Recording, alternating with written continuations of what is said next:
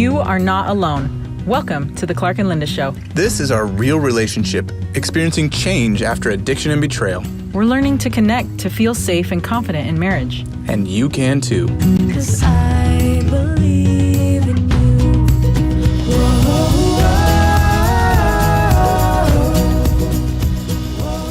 Hi, welcome back.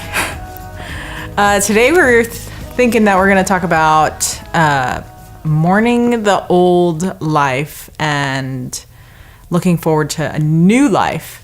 But this, I think that stage might seem a little early for where our podcasts or where our show progression is at, because there's 5 stages of trauma that I was kind of researching in. Everything. You are prepared. And no, I'm not that prepared. And there's the first stage, and I think it's the same that we listened to or watched when we were watching the Dr. Weiss video from Helping Her Heal. And he talked about 5 stages, but I couldn't remember the 5 stages he talked about. So I have found other 5 stages, but maybe they're the same. But you first go through denial, and then bargaining, anger, mourning, and then acceptance. And those are like the 5 stages of trauma. And in my journal back then, kind of closer, it was like probably 3 or 4 weeks after D-Day, I had been writing about the fact that, and maybe you remember, telling you that I felt like I needed to sift through all of these emotions and feelings, and it was like laundry. It was like I had to put, things that I wanted to keep in a pile, things that I didn't want to keep in a pile. And do you remember when I was going through that stage? And it felt like really heavy. Everything felt really heavy during that time, and having to go through all the memories and all of the events and things like that is really taxing. I mean, besides, and each one would just bring a flood of emotions that, you just want to curl up in the closet and just cry, and you don't want to move. And so that is okay. But for me, I just felt like I couldn't just keep doing this. This is like, I wake up, I try to pretend like things are okay, and then after we get one child off to school, we can put the other one on the TV babysitter, and then I can go cry and feel bad for myself, and just kind of be sad. And while I'm totally valid in all of these emotions and feeling and going through all this, it felt really pointless. It felt, I don't know, I guess it was needed, right? So, it wasn't pointless per se, but I didn't feel like I was getting anywhere with that. And I was like, how much laundry, can one do when, you're actually doing laundry? You look forward to the end of laundry. You're like, okay, now I'm done. And you can have a break from actually doing the laundry. And I hate laundry, but but this felt like endless, just having to keep doing that. And so then I started getting angry. So I can relate to those stages, because I was getting angry that I had to do this. Now, you threw me into this big pile of laundry, and now I have to work through this laundry, dang it. And it's just like an everyday thing, and each day comes with different emotions, and each day came with different questions and things for you. So laundry would be equivalent to which step? Bargaining? No. What was the first step? No. So there was denial, then there was bargaining, and then there was anger, and then there's mourning and acceptance. But we're not covering every single step here. Sure. So yeah, mostly I'm talking about maybe the anger, because I guess bargaining would be like the laundry, where you're like, should we keep this? Should we not keep this? So maybe that is kind of bargaining. And then I guess you go back and forth with denial anyway, because you're like, why do I have to do this? And well, maybe it's not that bad, maybe I don't need to go through this, and we can just sweep stuff under the rug. Well, and we I think lived in denial for a long time after my first 2 or 3 disclosures or whatever. I would go do something for a few weeks, and then we'd think, oh, everything's good. And I don't think you ever sorted through all your feelings. I obviously never got all the way over my addiction. Not that you ever get over it. That's a bad way to put it, right? But I never truly made it to recovery. I maintained sobriety for a few weeks or a few months or longer, but I didn't ever actually get into recovery. And at some point, maybe we'll have to talk about the difference between sobriety and recovery, or refer you to other resources that do. But I think that we both lived in denial for a little bit. Yeah, so we had plenty of that then. So then I was angry, and there's some really good anger quotes out there. One from Brene Brown says that anger is a powerful catalyst, but a life-sucking companion. And I can totally relate to the life-sucking companion because I felt like life was being sucked out. Like I couldn't accomplish anything, and I couldn't, move forward with things. I mean, I had goals and stuff, to accomplish. And so it wasn't pushing me forward. And then Marie Forleo says, anger is just energy, and all energy can be transformed. And I really like that she put it that way, because I think it's true that we can take that anger and use it for good. And I think that kind of got us to the following stage, which was like the mourning and acceptance. So once I was done, doing, well, I wasn't ever done, and I don't think I'm done, because I think memories will come back, and still have. But once I was to the point where I realized, like, I can't just be doing this all the time, I realized, I need to push past all of these emotions and see what I can do about it. And it was like a choice. I needed to make a choice. Like, because originally, you're going through these feelings, and I felt like I didn't know if I was still wanting to stay in our marriage, or wanted to see what it would look like on the other side, or it was just like really hard to know. And, the adversary is so there, especially if you're allowing that anger to be with you. The adversary is already in there, because that's what he is, right? So he was just making the wound worse, and just knowing that I needed to decide and make a choice, like, okay, I need to choose. Am I going to do this, or are we going to go somewhere else, or are we going to do something else? And so I remember specifically in my journal, we went to Tennessee. Remember when we went to Tennessee? So it was a work trip, and he invited me to go. And, it's kind of hard, because like I didn't really want to go on a vacation, and normally with work trips, it's kind of like a vacation. It's like fun, but I was like, I don't really feel like going on a vacation. But again, I was like, well, somebody needs to babysit him,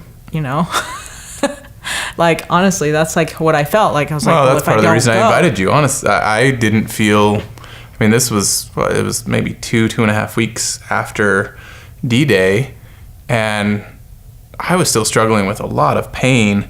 And no, I think it was like 3 weeks, but yeah. And we were both we had a lot of stuff going on. I mean, it was late April. It was 3 weeks max. Yeah. But I didn't trust myself to be out of town. I'd lost a lot of battles on work trips in the past, and I just thought, I don't know that I'm strong enough, and I really don't want to go back to losing battles. It was such a painful discovery, and I felt like we'd already been making some progress, and I just, we'd watch the Dr. Wise video, and I was like, I do not want to like reset by losing battles. And so that was part of the reason I invited you. And I know that that's, it's not really fair to make you my babysitter, but I was trying to provide safety to you so that you wouldn't feel like I was gone doing stuff. But honestly, I felt like I needed that extra strength too. And so, it was, it was hard. And it was, oh, sorry, I cut you off. What were you going to say? You're good.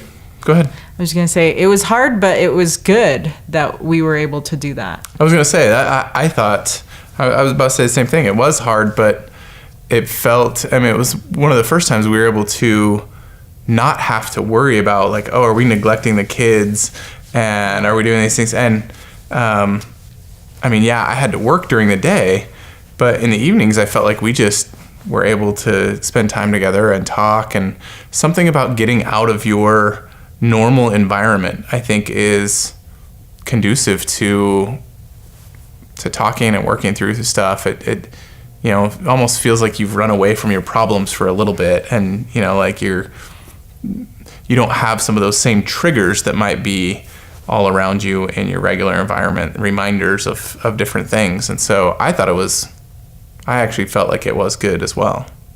And yeah, like the last thing that I felt like doing was taking a vacation. You know, I'm like, I don't want to go anywhere with this guy. He just hurt me, you know, and now I have to go, you know, do this thing. And honestly, like I would have rather been with the kids, because they're, even though sometimes they're not the best well-behaved kids, they're still like my kids and they haven't caused me any trauma. You know what I mean? So it's like, I was like, I would rather be with them, but I knew that going would be a good idea.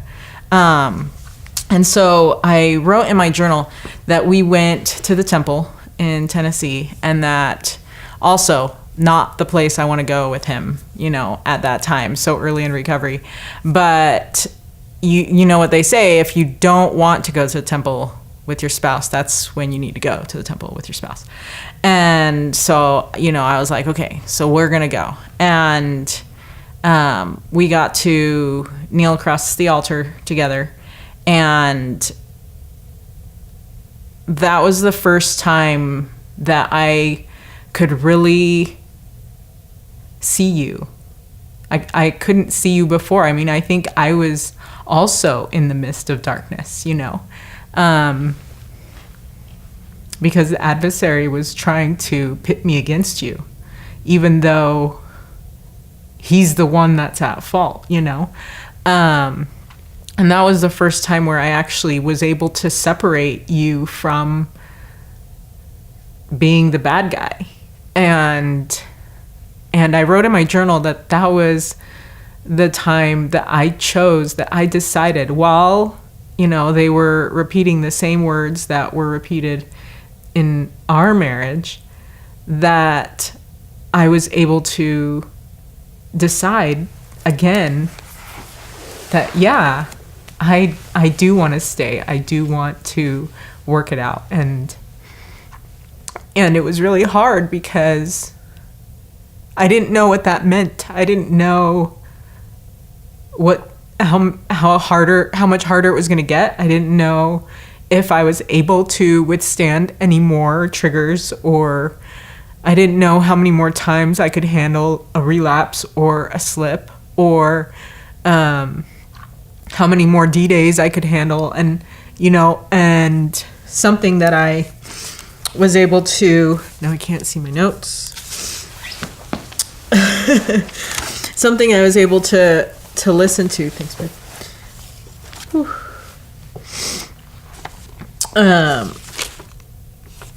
I totally had it written down here. It was a quote.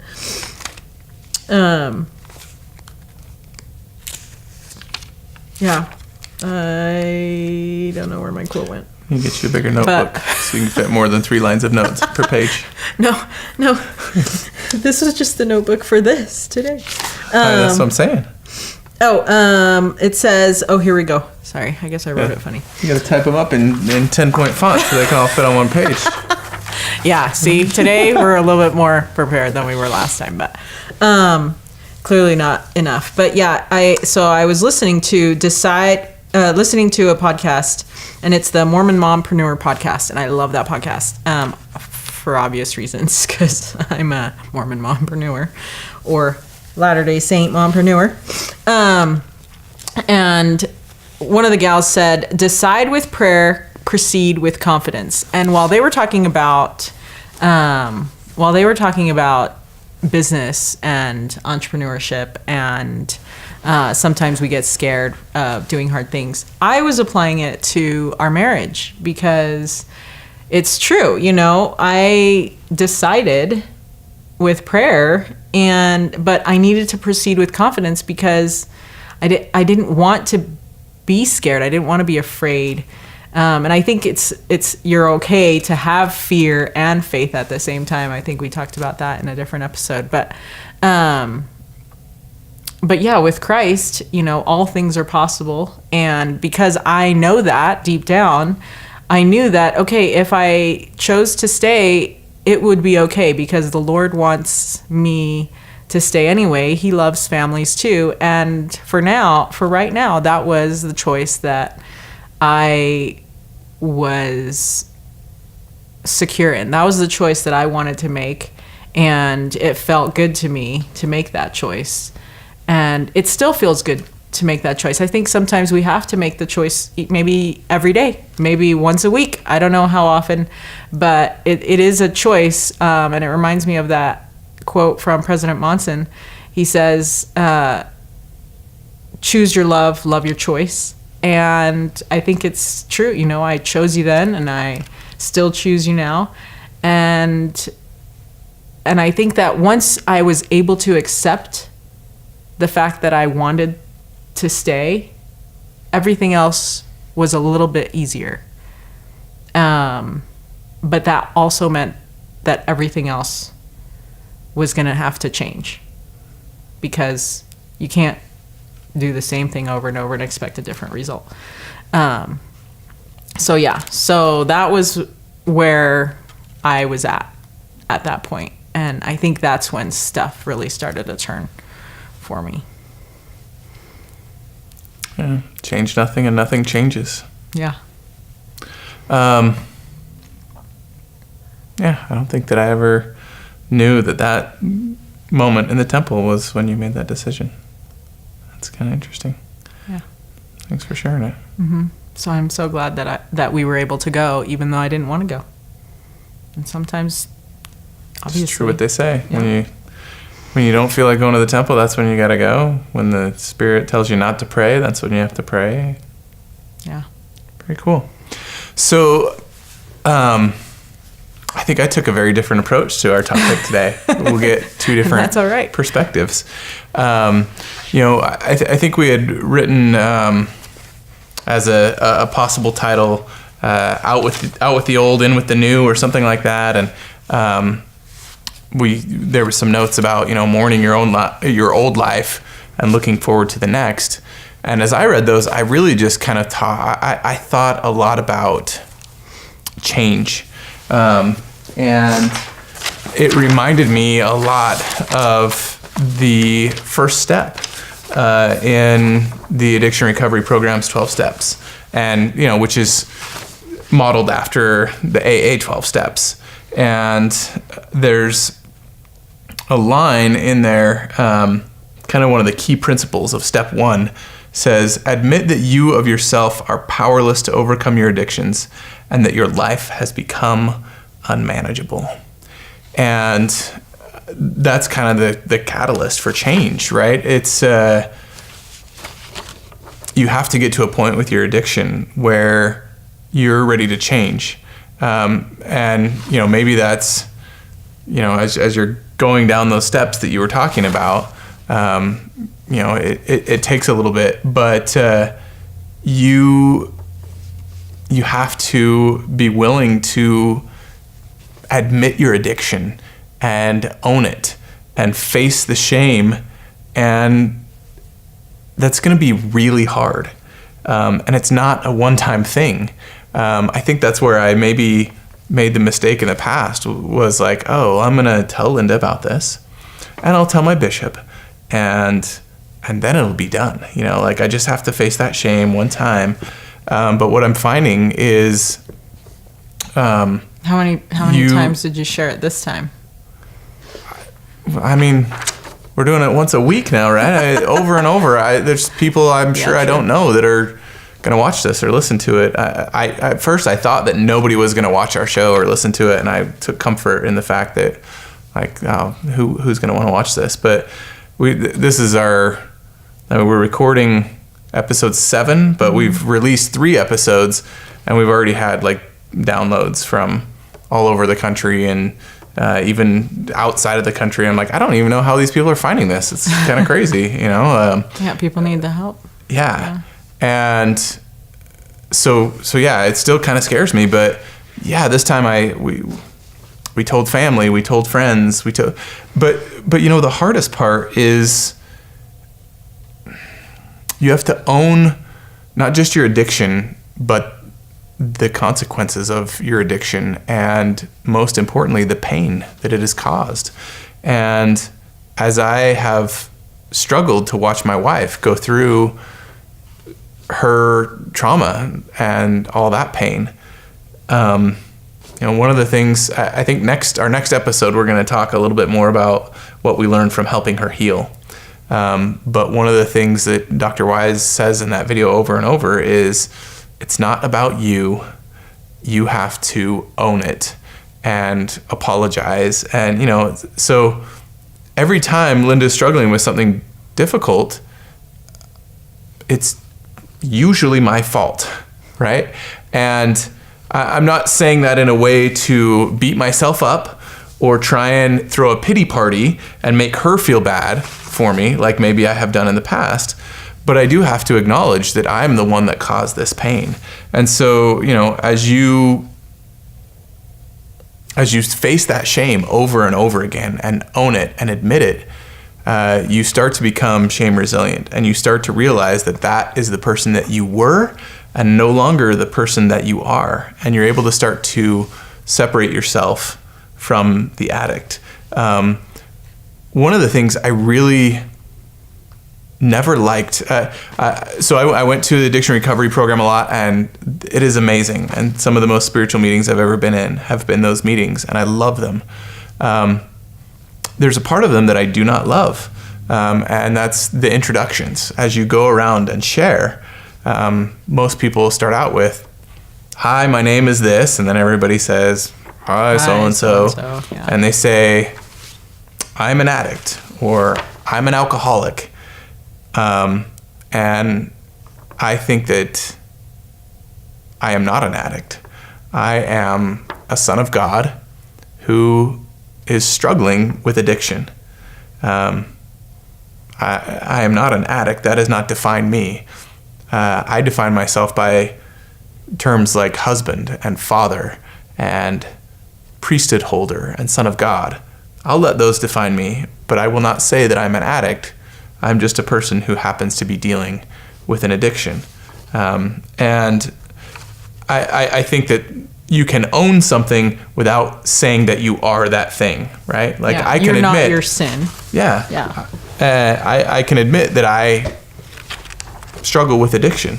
Yeah, just and that 'cause- I'm fighting now. Just because you make a bad choice once doesn't mean that you're Yeah. a bad person.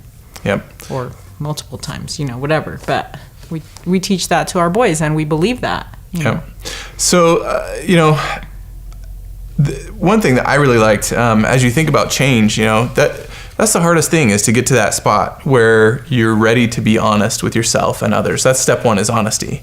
And it's really hard. I read a great talk by Elder Condie, who says that let's see. He says the devil uses thousands of different tactics. The devil uses thousands of different tactical temptations, but I would submit that all of these temptations could be subsumed within two major satanic strategies. The first of these is pride, described by our beloved President Ezra Taft Benson as the stumbling block to Zion. Satan's second major strategy is discouragement, which leads to a loss of faith and hope and patience. Both of these nefarious strategies of the adversary are resistant to change. To the proud, change is threatening because it will require a broken heart and a contrite spirit, a meek and a lowly heart. In other words, the proud don't think they need to change. They're good as they are. To those who are discouraged, there is the feeling that there is nothing I can do to change myself or my circumstances. Whether Satan afflicts us with pride or discouragement, the outcome is largely the same. We begin to accept ourselves as we are, declaring, that's just the way I am. And I think that that's a very dangerous thought. The gospel is the good news. It is a gospel of change. There's a great Martin Sexton song that I love, and one of the lines, it's this old man, this old fisherman, and he says, "I don't like the way I am. I'm gonna change the way I am." The other night I had a crazy dream about a man in a fishing hat selling old magazines. All the way from Kingston he'd worked his way down. Bought him a drink on the night they kicked him out of town. He said to me just like this: "You know, I don't like the way I am. No. But I'm gonna change the way I am. I'm gonna change the way I am." And so, to me, this topic of mourning the old life is being willing to let go of all those sins, and being willing to let go of our pride. And that's maybe the hardest part, because when we're proud, we think that we are in charge of our life and that we can direct our path however we see fit. And as we become meek and humble, we recognize that the Lord can do a much better job of directing our life, and that if we will put things into His hands, He will steer us where we need to go, and we'll be much better off for it. And I have a few other things I want to say, but we are running out of time because we're filming this on a camera with a 30-minute time limit. And you've seen in the past where we just got sound and not video. So we're going to take a quick break. Yep. And then we'll keep going. Okay, so I was thinking about pride, what you were saying, and thought that I was prideful too. I mean, for so long in all the other disclosures, I felt like I was good to go. I didn't have to prepare. I didn't have to do anything additional that I was doing. I was a good person. I was doing my scripture study. I was going to the temple every week. I'm a good mom. I'm not wasting time looking at things I shouldn't. And yeah, I mean, I was being a good wife. And so I was like, nope, I'm good. I don't need to worry about myself. I'll just keep doing what I'm doing because I know that that's what I need to be doing. And I'll just let Him figure out what He needs to do to fix Himself, because I also knew that I couldn't fix you anyway. So in the long run, I was like, well, Christ has to fix him, so He'll figure it out with Christ. So we're just going to let Christ help him. But then later, I realized this time around, I was able to look up and find the name of what all the feelings that I was feeling, and it was called betrayal trauma. I had not even found that before, and knowing that was something that there was a name to what I was feeling and what I was going through, that alone gave me peace and kind of gave me hope, knowing that I wasn't going crazy. And being able to find support system through the Worth group, through my sisters, being able to be validated in the feelings that you're feeling and the thoughts you're thinking and the fiery darts that you're getting, to know that you're not the only one that is experiencing this, is something that I would have never thought that I needed in my healing process. But had I stayed in that pride cycle, I would have never been able to find that. But it wasn't until I was able to step out of that and say, you know what, I do need help. What other stuff can I do? And that was something that was a huge blessing to me. So I can definitely understand how being stuck in this is all I'm going to do would prevent you from progressing. Yeah. Well, it's interesting. It kind of reminds me, going back to that Elder Condie talk, A Mighty Change of Heart, that I was talking about, where he talks about discouragement and pride being Satan's two greatest weapons. He actually tells a story of a wife who, she kind of told him that she felt tricked. She Yeah, she married a guy who had made it seem like he had a stronger testimony than he did, and that he was really active in the church. And then sometime after they'd been married, he kind of stopped going to church, and he doesn't go into detail of like if the guy was doing anything bad or struggling with addictions. He just was saying that, you know, she didn't feel like he was doing all the things that he needed to do, and she was still trying to be faithful and was going to church on her own, and she just was, you know, feeling really deceived and thought, this is not what I signed up for. And so she told Elder Condie that she actually went to Heavenly Father in prayer to basically ask for his approval for her divorce. She had decided she was going to divorce this guy, and as she was on her knees praying, she said that she got the strongest feeling that she wasn't perfect either. And she started to feel all of these things that she actually needed to work on and change. And it didn't excuse any of her husband's behavior, but she realized that she wasn't doing everything she needed to do. And so she stopped focusing on the divorce and decided, well, I'll work on fixing these things and move back to the divorce later. And what's interesting is that what happened is, as she started working on herself and stopped focusing so much on what her husband was doing, he actually started to change too. And, you know, he doesn't give any reasons why. Again, it's a pretty high-level story, just a quick little part of his talk. And there's no guarantee that that would always happen, right? That if you work on yourself, your spouse is going to change. But he saw that and was inspired to change. And he started going back to church, and eventually they actually were able to go and get sealed in the temple, and they go to the temple awesome. Regularly. And it was this cool thing, but it's a good reminder that we need to focus on our own connection with God first, and those things that we need to do. If all we're focused on is what our spouse needs to do, then we're getting back into that pride, and it's going to be hard for us to heal and to overcome those things that we need to do. And if we can have that confidence with Heavenly Father and that connection, and we're confident in the work that we're doing to stay close to the Spirit, then when we do need to make those decisions that are hard, whether we stay or go, then we'll know without a doubt that those are the decisions that we need to make. Because we have that connection with Heavenly Father, we're able to receive that inspiration for our own lives. Yeah.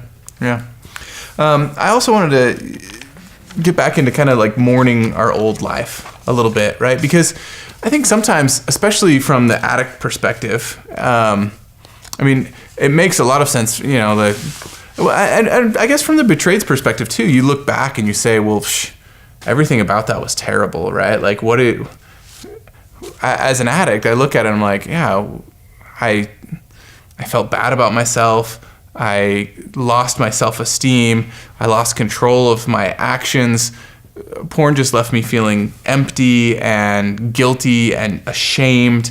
And, you know, what would I miss about any of that, right? Yeah. And as I was thinking about that, I was also, you know, thinking about that step one, the honesty step that we were talking about before. And it's interesting because it talks a little bit about, you know, it's talking more about addiction in general, and it says it's talking about the ways that people get started in addiction. And sometimes it's curiosity, or sometimes it's somebody else that turns them onto it. And it just says that doesn't really matter. It says, whatever our motives for starting and our circumstances, we soon discovered that the addiction relieved more than just physical pain. It provided stimulation or numbed painful feelings or moods. It helped us avoid the problems we faced, or so we thought. For a while, we felt free of fear, worry, loneliness, discouragement, regret, or boredom. But because life is full of the conditions that prompt these kinds of feelings, we resorted to our addictions more and more often. And so, you know, it's kind of interesting that, you know, as we're trying to change, we've had this coping tool. And yeah, it's a terrible coping tool. It's an unhealthy coping tool, but for the addict, it's kind of all you know, right? And, you know, like when you're feeling down, there's this thing that automatically like can erase that feeling, at least for a time. Or, you know, like when you're feeling rejected, you can always go to porn. And what's hard is They're always there. Yeah. They're always there for you. and when you're trying to change, right? Yeah. When you're just getting started after Discovery Day, man, those were some of the hardest days ever, because for the longest time, you know, like it was a secret and you didn't know that you shouldn't trust me, and our marriage seemed fine on the surface. Yeah, I wasn't fully present, and you could probably sense some of that, but you know, like, yeah, we'd pretend that everything was okay. And now you're digging into these painful feelings.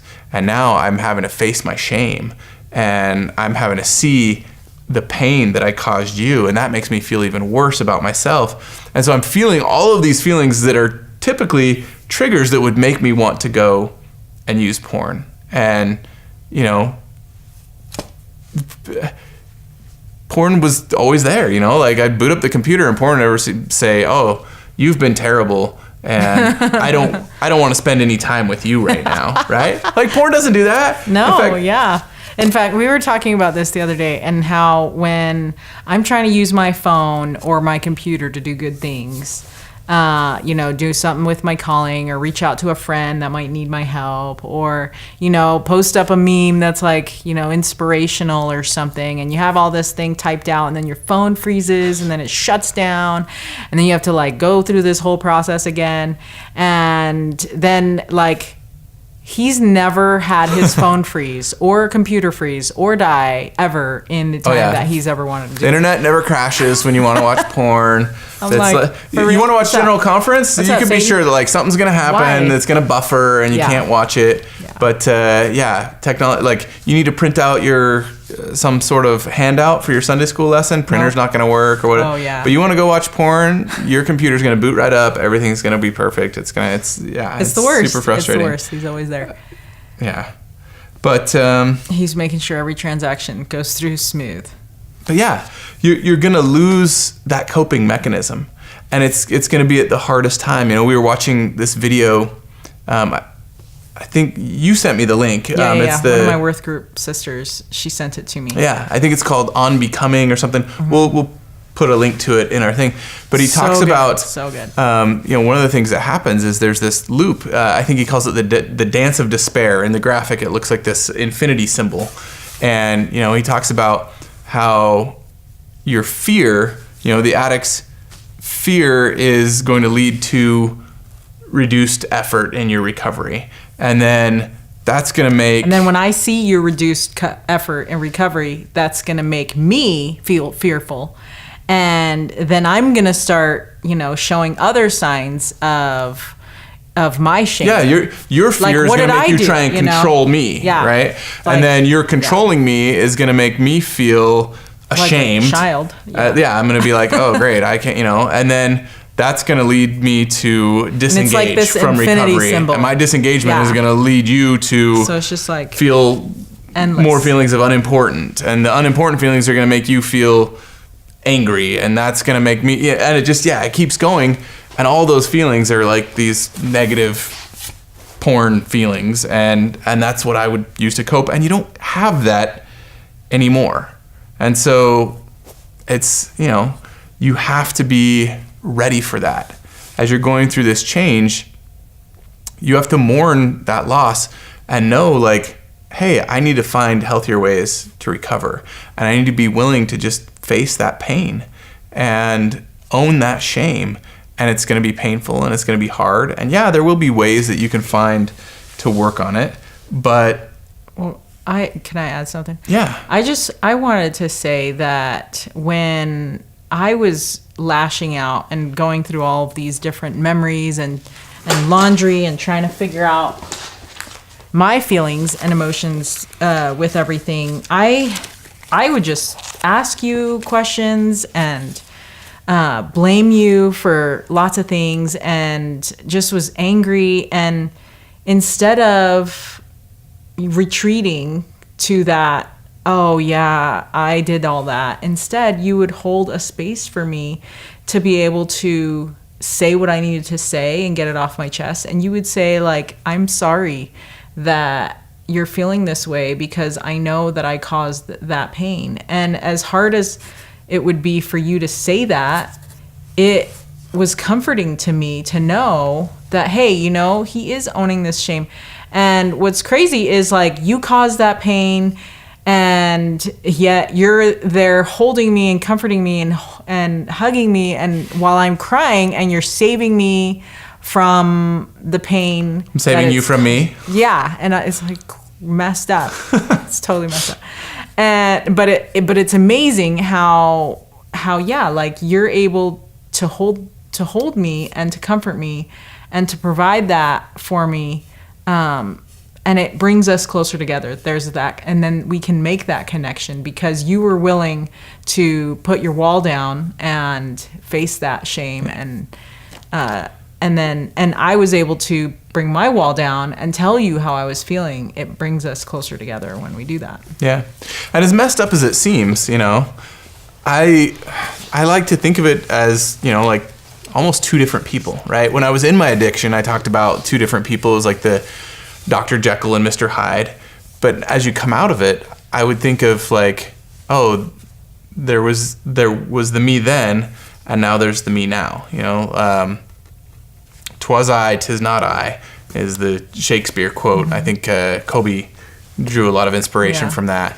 But I really like it too because I always listen to a song by Relient K that said, "Who I am hates who I was." I'm sorry for the person I became. I'm sorry that it took so long for me to change. I'm ready to be sure I never become that way again. 'Cause who I am makes who I've been. Who I am makes who I've been. There's a lot of good lines in that song that I would listen to over and over, and every once in a while I'll still pull it out and listen to it. But you know, I like to think like, hey, this is who I was, but it's not who I am. And so who I was caused you pain. Who I am is the one that's trying to comfort you and help you heal. Yeah, and saving me. Trying to be a new person. And that's the whole, when we're talking about change, you know, I love all these examples from the scriptures of people who really became a new person. I mean, you think of like Paul. I mean, it's like he had to change his name. He was so different, right? You have Saul, who was persecuting the saints and was like the complete opposite. And then Paul, who now is like a missionary and traveling everywhere and preaching the gospel and becomes this great disciple. And so, you know, definitely like two different people. And there's some great examples in the Book of Mormon. You know, you have Alma Sr. and then Alma the Younger and the sons of Mosiah. And they go through these great changes. King Lamoni, you know, that gave up all of his sins to know God. And I was thinking how inspiring that is, that they were able to make those changes. At one point I was kind of thinking of Alma Sr. and the life that he led before, right? Like he lived a life that the world might look at and think, oh, he had it all, right? Like he was one of the wicked priests of King Noah. So he's part of this privileged group who basically takes advantage of everybody else. They have whatever they want. They've got riches. It says, you know, they had concubines and harlots. They had power. They lived in the palace. They lived in the palace with the king. They had comfort and food and wine and just all these things that seemed great. You know, didn't have a care in the world. But somehow he was touched by the words of Abinadi and felt that he had to change. And what did he get for that change? He got chased out of the palace. He got to hide in the wilderness. Yeah, got to go hide out. He's teaching people, but like, you know, has to be careful of where they do it. Eventually they have to go far away. Then they get caught by the Lamanites and put in bondage, and now they've got to deal with that. And I sometimes wonder, like, did Alma ever mourn his old life?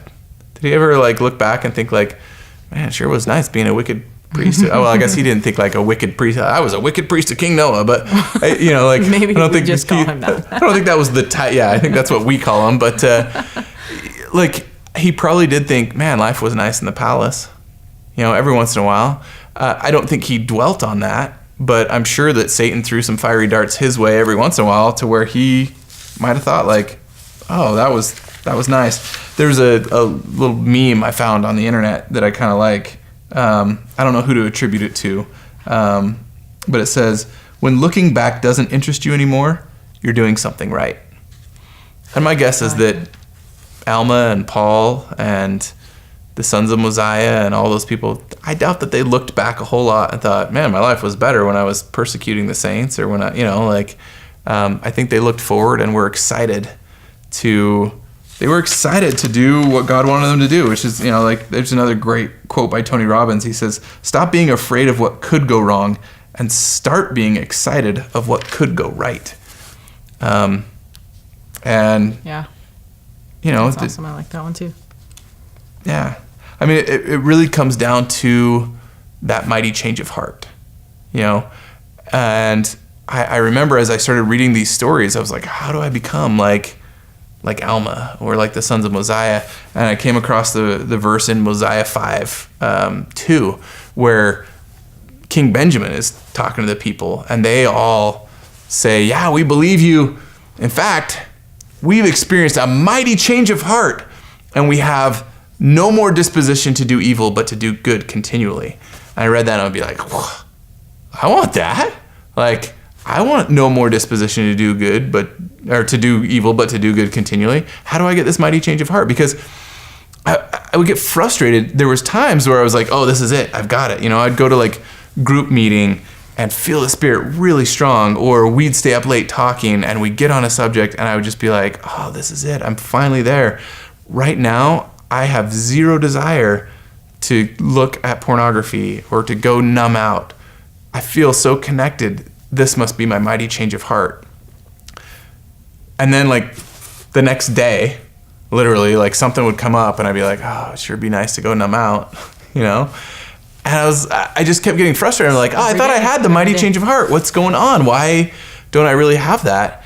And I read a talk by Elder Renlund that really, really helped. Elder Renlund was in the medical profession like our dear prophet used to be, and he was talking about heart transplants and what a miracle that procedure is.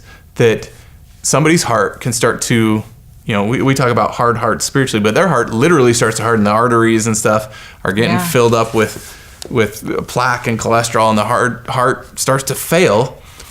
And we can go in and put a new heart in their body. I like this story. And, they do that. And yet the body rejects that new heart. It doesn't, it's different from the heart that it had. And so it's like, wait, what's going on? And so in order to make the body not reject the heart transplant patients have to take medication to suppress the body from rejecting this new heart.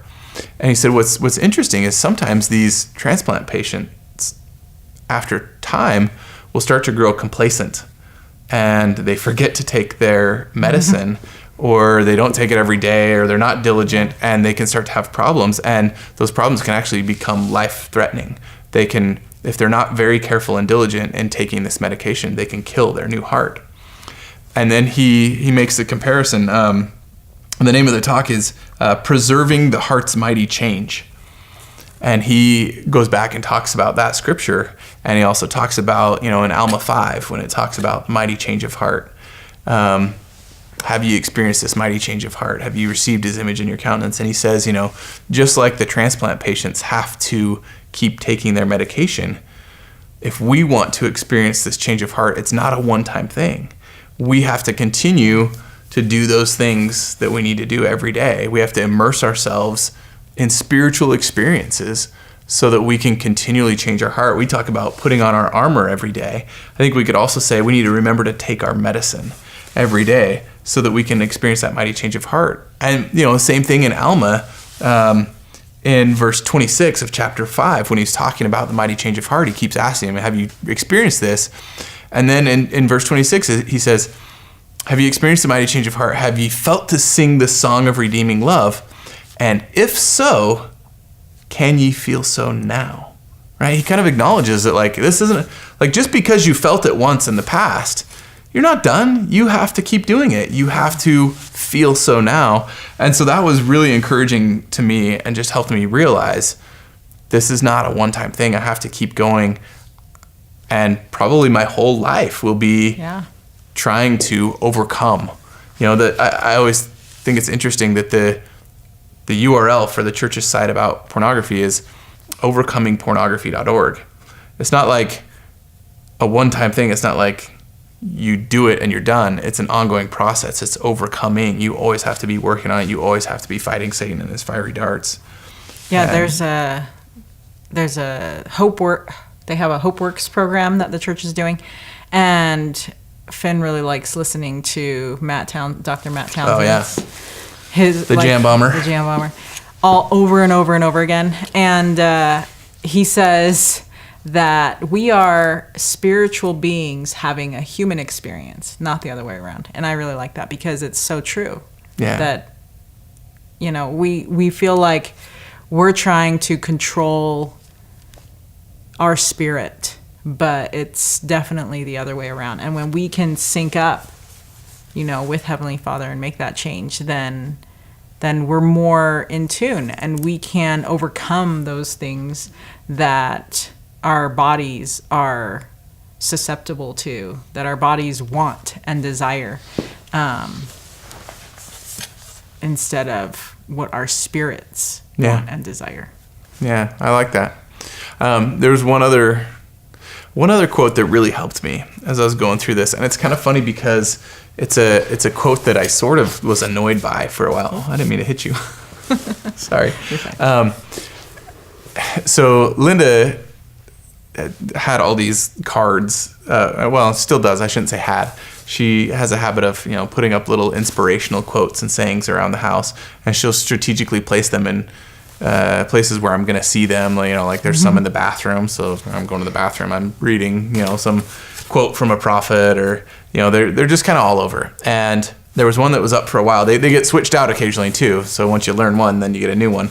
But there was one for a while. There was a President Ezra Taft Benson quote, and I better read it just to make sure I don't get it wrong. But he said, or the quote said, "When obedience ceases to be an irritant and becomes our quest, in that moment, God will endow us with power." And, you know, I think that I hated it because at the time, obedience felt like an irritant. I was like, you know, like just another reminder. I've tried and tried and tried. This is just one more reminder of my failure to be able to overcome this and be obedient. And it just kind of made me feel worthless when I read it. But as we can go through that step one and be honest and own it and start to realize that our life has become unmanageable and accept that we need to make a change, all of a sudden obedience can become our quest. When we are willing to give up some of those things that we like, and not all of them are even bad, but as we give those things up and seek to be obedient, you know, then we'll be endowed with power. And for a while, I didn't really even know what that meant. You know, I'd say we'll be endowed with power, and I would think of like the scriptural examples of like the brother of Jared moving mountains, and I think of priesthood power and the power to do miracles and all those things. Yeah, the big power. The big power. And I think that's maybe could be a result. But the more I've thought about that quote, the more I realize that the power that he's talking about is the cleansing, sanctifying, healing power of Christ's atonement in our life. When obedience becomes our quest, that is when the atonement can actually start to change us. That's how we change, is that the power of the atonement.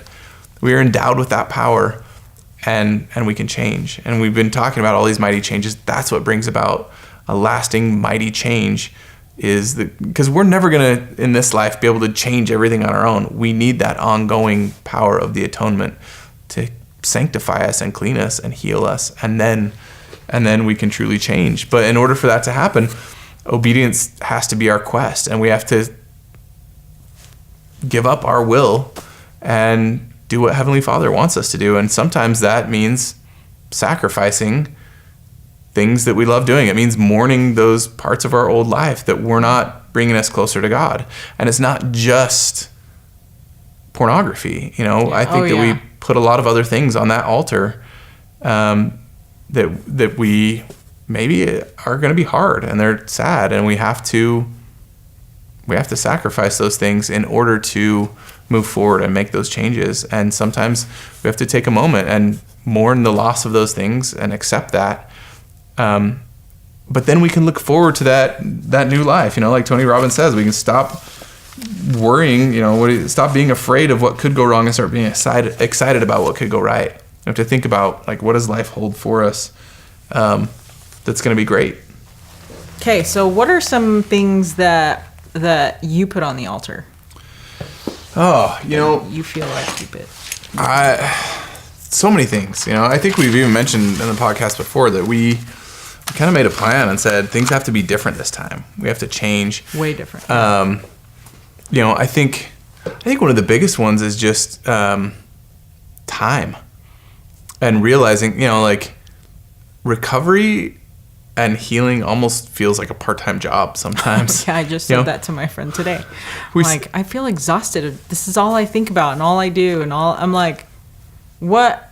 This is crazy. Yeah. I mean, there's, meeting every week, which is usually 2 hours or more. And in the early days, sometimes I'd go to more than one meeting a week. Plus they have homework. Yeah, plus there's homework. The process of putting on your armor takes time. I like that you said because, sometimes you could, like, half put on your helmet, or, like, let's just put on the chainmail. Yeah, we'll be good. And maybe there were days that I went out with, like, not quite enough armor on, and you definitely feel some of those darts making it through on those days, and those are rough days. But yeah, if you're doing it right, like, it takes some time.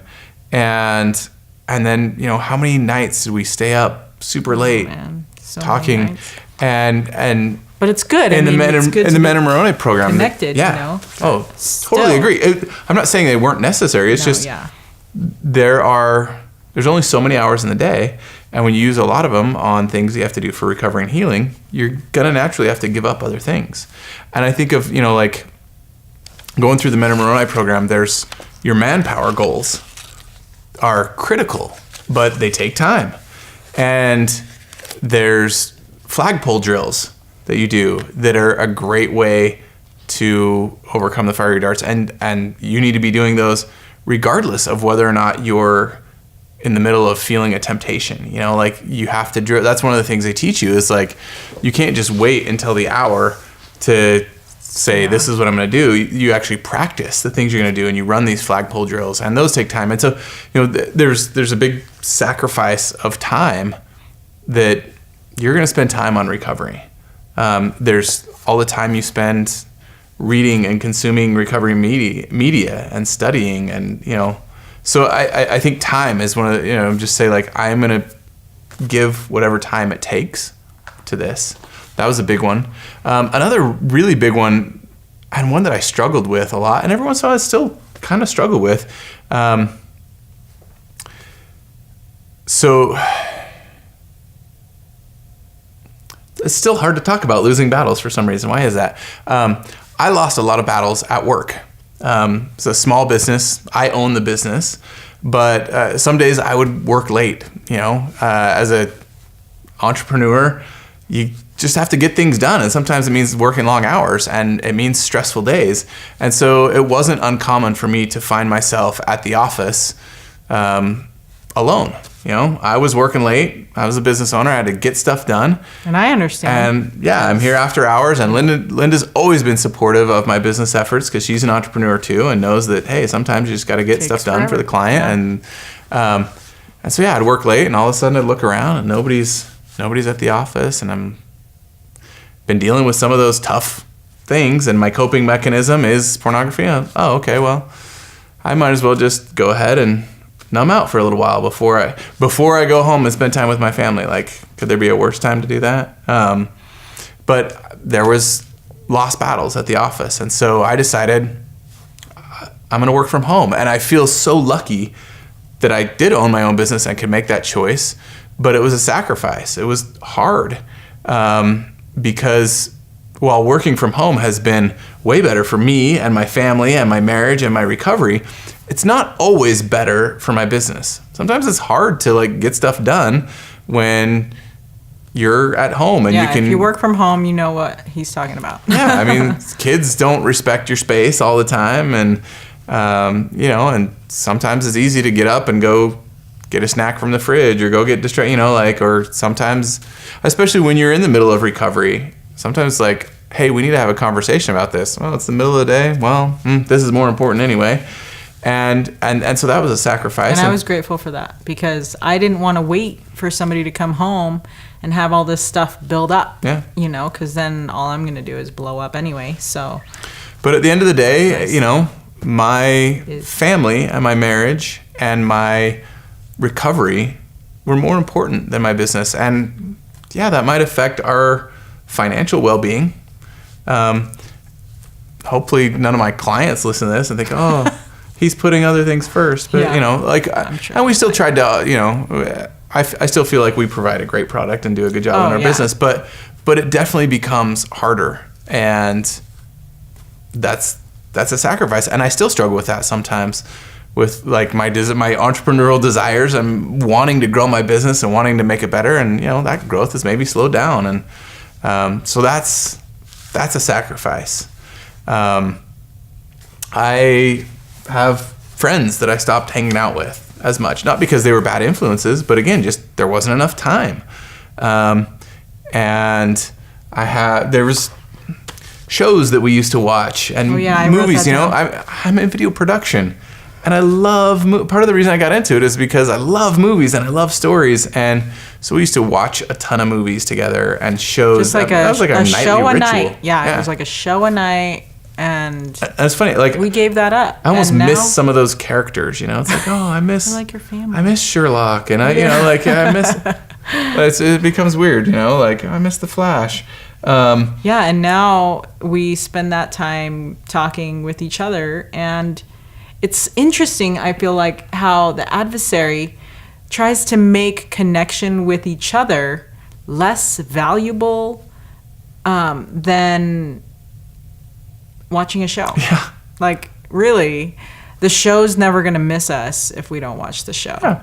And not that there's anything wrong with watching a show. Occasionally, we still watch a show or a movie, but now we don't the amount of media we consume has gone down so much. Well, I shouldn't say media. The amount of movies and shows, I'd say now we consume more like uplifting books and podcasts and YouTube videos on recovery and stuff.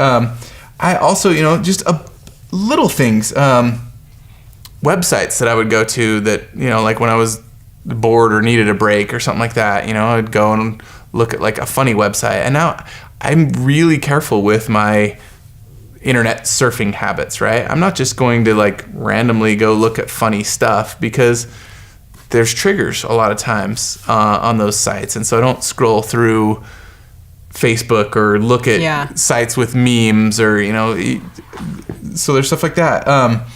Even certain hobbies I don't have time for anymore. Something that I wrote down was I miss going to CrossFit, and I'll miss going, and I continue to miss it because I felt like it was such a great workout. But now we work out together, and I really love that. But I also feel like I'm not that good of a coach. So I can't motivate myself the way Doug could motivate us. And I really just loved being able to be in that atmosphere and just, you motivate each other. And I don't think that would be a good environment for the both of us together. I feel like I would have triggers and things would activate my shame if maybe some ladies weren't wearing. If everybody could just work out in sweats and a sweatshirt. T-shirt, that's what I wear. Okay, I'm not trying to hook up with anybody. Can we just throw on a shirt, a sweater, and some sweats? That's it. That's all we have. We're all trying to lose weight anyway. If you just get some sweats and a sweatshirt on, like the old Rocky gray sweatsuit. He sweat like crazy in that. If it was good enough for Rocky, it should be good enough for us. Yes. That's what I say. No, but serious, like, so we can't enjoy things that would activate any kind of fiery darts that would come our way, because Satan is going to be there ready to go with those fiery darts. He's not going to hold back, because all of a sudden we're in recovery. So it's worse. Yeah. You know, so, and then I wrote down something else. But we already talked about being able to think of other things besides healing. You know, like I used to think about ideas for businesses and all these different things that I like to think about. And now the only thing that's consuming is that's what I say. Like to heal. Certain hobbies and things that I used to do, and you know, shooting time-lapse videos or writing stories and stuff. Like it's hard to find time to do much of that. And I'm sure at some point in time, you know, some of these things will work their way back in. But there's other things, even, you know, like certain restaurants. There's restaurants that like, we can't go to anymore because some sort of trigger, or the pool, or the beach, or, you know, like we have to be careful about certain things like that. It's in, you know, and I'm sure it'll be different for everybody. And it's going to be different, I think, as time goes on and we're able to provide the shields that we need and use the tools that we are learning about more effectively in our lives, instead of being kind of shoddy with some of the things that we're doing. We'll be able to put on the armor well, like you said, and we'll be able to really fight off the fiery darts no matter where we are, no matter what we're doing. But right now we feel really sensitive, really vulnerable. I mean, like you said, restaurants and just random places. It's like we just like to stay indoors because and I think one of the keys is you're gonna think of like all these things that you have to sacrifice and give up. I know a lot of guys in my group struggled with video games and felt like that was another method of numbing, and that often it was like a cross addiction where it was something that kept them from being who they needed to be, and it was hard for them to give up video games as another coping mechanism. And one of the keys, I think, is as you're figuring out what you're going to put on the altar to sacrifice, you also need to spend some time thinking of what you're going to replace those with, right? Because if you've spent, 4 hours a day looking at, hopefully you never spent 4 hours a day looking at porn, but I was going to say 4 hours a day playing video games. It could be possible, I don't know. Yeah. But all of a sudden now you've got this big void of time that you used to fill with video games, and you don't have a plan for what you're going to do instead. Now you're going to have this boredom, which is another trigger that then you have to cope with. And so there are tons of things that you can do that you can fill your time. I mean, we talked about all the recovery things you can do. Yeah. So what are some things that we can look forward to? So we talked about the things that we were mourning. So what are the things that we did or that we're doing now that we didn't do before? But that is helping our family. Man, there's so many, it's hard to know where to start. I should have made a better list of these. I think that, I really look forward to, I think our marriage keeps getting stronger and stronger. Like, I don't know that we ever connected in the ways that we are now. We didn't have a terrible marriage, and you talked earlier about, I wasn't sure if I wanted to stay. I never had any doubts. I knew that I wanted to fight for you no matter what. I had a lot of fears about whether I would be successful and whether I could get you to stay. But we had such a good marriage that, like, I never doubted my love and affection for you. I just was stuck in this terrible addiction. But even with that, even with feeling like we had a good marriage, we didn't connect in the ways that we do now. And I feel like it's strengthening that. I look forward to continuing to strengthen that. I And when I say I look forward, some of it I'm already seeing happen, right?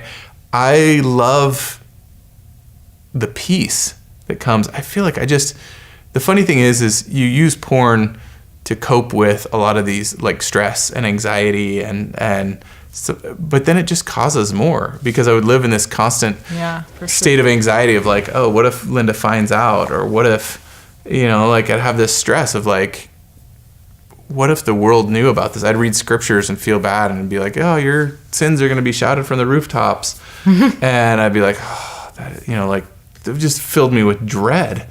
And I just never felt peace. And so I look forward to more of that. And I love feeling some of that. Those are some things, I look forward to growing old with you and, being grandma and grandpas, and I don't know. What are things that you look forward to? Well, some of the stuff that we changed that we hadn't been doing on a regular basis, I felt like has been leading to, being a stronger family and stronger marriage. We were not that great at doing our couple prayer. Even though, like, our bishop long time ago, he said, you got to do the sweetheart prayers. And we thought it was so cute that he called them sweetheart prayers. Even before that, when my Uncle Bud sealed us in the temple. Yeah. He was, he started. He tried to start us on the right path. Yeah, I have an uncle who's a sheep rancher and also happened to be a temple sealer. And he performed our sealing ceremony, and he gave us a prayer rug. It was this beautiful sheepskin rug. Cool. And he encouraged us, like, make sure that you kneel down on this rug together and say your prayers every night. And we did for a while, and then somehow we got complacent. And again, the pride and the complacency is the enemy of connection, and it's the enemy of recovery. Like, as soon as you think that you're doing great and you don't need God, then you're gonna be in trouble. Sorry, I interrupted with Uncle Bud, but yeah. No, it's cool. And then a family scripture study. Like, we've been doing a form of family scriptures at night where it's so brief. I mean, we watch the picture scriptures. Yeah. And sometimes we talk about it, most of the time we don't. And that was what we were doing, and it was not working for our family. Obviously the adversary could creep in and do... When you say it wasn't working, I mean... It wasn't working. It was like a minute. I mean, some of those videos are like a minute and a half. Yeah. There's 24 hours in a day, and we're giving the Lord our 1 minute and 23 seconds of the day. Like, what do we expect in return for that? We couldn't have expected. It wasn't nothing, but it wasn't enough. That's what I wanted to get at. Like, it wasn't like our kids knew most of the scripture stories. That's true. I go to primary and their teachers would be like, "Wow, your kids actually know like the stories and kind of what's going on." It was a great way to It's a great way to introduce stuff when they're like little. Yeah. But they're getting to the age where they can understand things. And anyway, so now we sit down and we have an actual family scripture study, and we go around, we read scriptures, and we do it in the morning when we still have some patience. I think that was part of the problem is we were so they have so many stalling tactics to not go to bed. They were like, okay, we just got to get them in bed as soon as possible. And the scripture's like, okay, watch it, done, check, get in bed. Yeah. But yeah, it was for sure not that great. I mean, and we actually still do that, but we do our family scripture study in the morning, and it's great, and the kids notice things in the scriptures. It's amazing. And I am so grateful that we started that, and that has, I think, changed the way that we act towards them too. So I like that.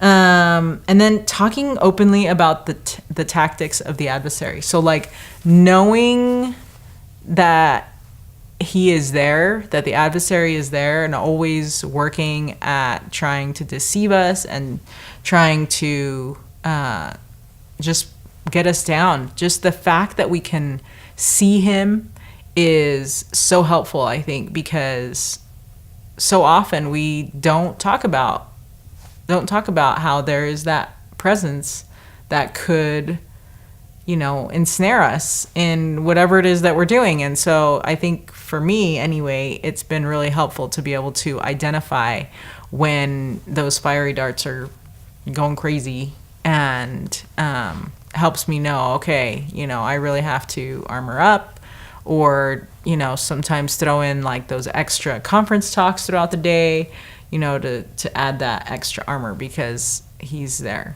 Yeah. I thought of another one that I wanted to share. At our last stake conference, it was really, I don't know, we had 6 speakers. It was 3 couples. Oh yeah, that was super cute. The temple president and his wife, our stake president and his wife, and then the visiting authority and his wife.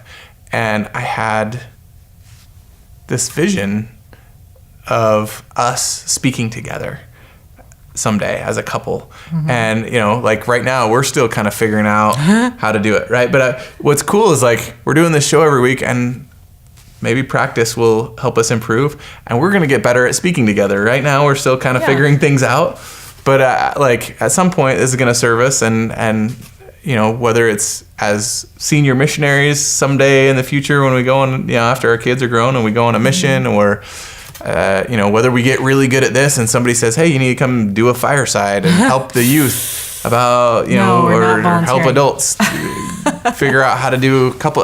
I'm not saying that we're volunteering, but who knows, at some point we might figure out how to help people. And I just had this vision of us speaking together, and I was like, oh, I look forward to that. I don't know when it'll happen, but I think that it will, and it'll be cool because we'll have all this practice of it will be cool touching on important topics and addressing them together. And maybe I won't cut you off. No, that's part of it. That's part of being a couple. What else? Did you think of anything else? I thought of another one if you haven't thought of something yet. Go for it. I thought, I was like listing off multiples, but I thought of self-care.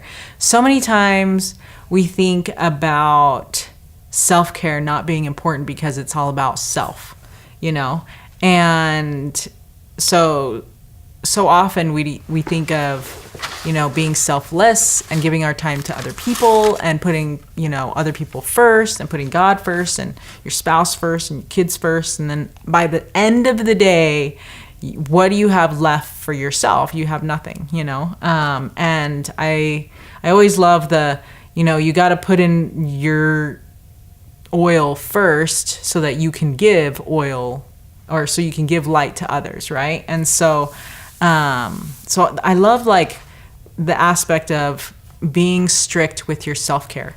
And I feel like it's important as for the betrayed as much as it is for you. Like, I feel like you've been able to identify, hey, you know what? I really like doing these things, and I'm going to make time to do those things, whether that means you have to, hustle on some other stuff or schedule things at different times. You're able to take that time for that self-care, because I think it's important to be your own best friend. And if you can be your own best friend, then you're going to be able to take care of yourself, and you're going to be able to provide for others. And because we're parents, we're providing for our kids. And if we're not in a good place, it's not going to end well. Everybody knows that. And so that was something that I heard on the Light the Fight podcast, that we need to best friend ourselves. And I thought that was so cute. I'm like, how would your best friend talk to you? We would not talk to ourselves in a negative way. We would not talk to ourselves in a way that would cause us shame and discouragement and all those things. But we would try and uplift our best friend. We would try and motivate our best friend.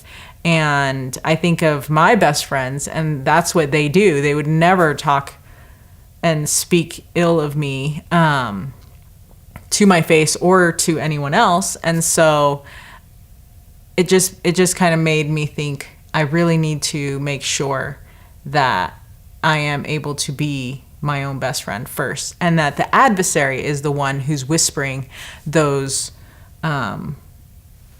those thoughts, those negative thoughts and the negative feelings that we get is not from us, but from Him. Yeah. So That's a anyway, good one. that's kind of That's a great one. So self-care. So whatever it is that brings you joy, make time to do that. Whether it's, working out. I mean, I feel like working out is self-care, but you got to do something else because working out is hard. It goes back to what I was saying about you have to figure out what you're going to fill as you sacrifice all those things. What are you going to do instead? You need to make sure that you're choosing better activities, and I think self-care is a great example of that.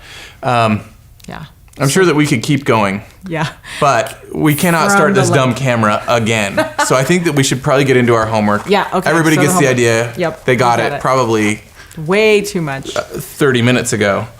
Whoops. But our homework assignment for this episode is we want to encourage all of you to sit down and make a list of things that you have sacrificed or that you're going to sacrifice. What are you going to put on the altar so that you can create that mighty change of heart? How are you going to show God that obedience is your quest? And make a list. Our list that we made today was not our complete list. We talked about some of the things, but there is a lot of other things. And we actually did sit down and talk about and write a lot of those out. I don't think we did as good a job of writing out like, hey, this is what we want our life to be. This is how we envision our future. But goals like that would be awesome. But I was going to say, that's the next part of your homework. So I think make a list together and then discuss together, what is it that you're looking forward to? Yeah. What do you want your life to be like? How do you want your relationship to be? And I think that can give you a lot of hope and something to work for. You can have goals so big that your problems pale in comparison. I knew she'd finish Grant it. Cardone. He's the best. And if you're still in the stage where you're struggling to feel that mighty change of heart, you're still trying to get to step one where you can be honest and admit that your life's unmanageable. I would encourage you to start trying to do those things anyway. And as you do them, you're going to start to feel the Spirit kick in. I maybe leave you with a last favorite quote from George Eliot. She said, "It's never too late to be who you might have been." And I think that is, one of the great messages of the gospel of Jesus Christ is you've never gone too far, that Christ is not willing to forgive you and that his atonement can't make up for what you've done. Yeah. There's always a path back, and know that no matter how many times you've tried and how hopeless it might seem,